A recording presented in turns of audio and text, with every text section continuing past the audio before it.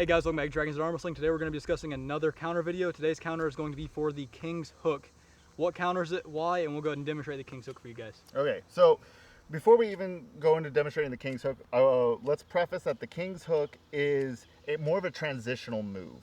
So what I mean by transitional is that you don't swing on your opponent with a King's Hook. You usually end up there from something like your open top roll or your sweeping top roll got opened up. So to kind of give you an example, you go for a sweeping top roll and then they still take your arm, and then here's the moment where you're starting to lose pronation. So what you're going to do is you're activating chop, and that's when you drop down like that. And that's the moment that the King's Hook is actually being used. It's not really something like, you don't start here and then be like it makes no sense.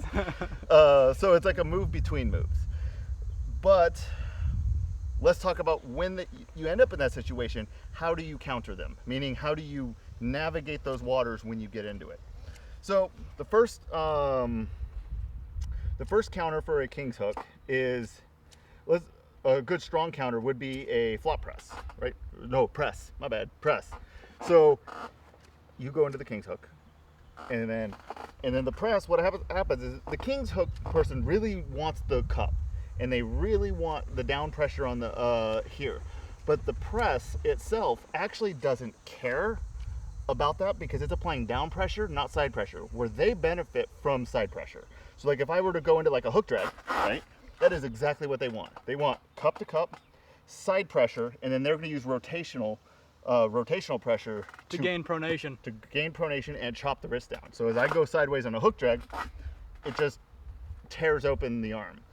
But a press doesn't actually care about that, because a press, as it goes in and they go in, the down pressure negates any of their rotation because you're bypassing the need of the hook. That's one hard counter.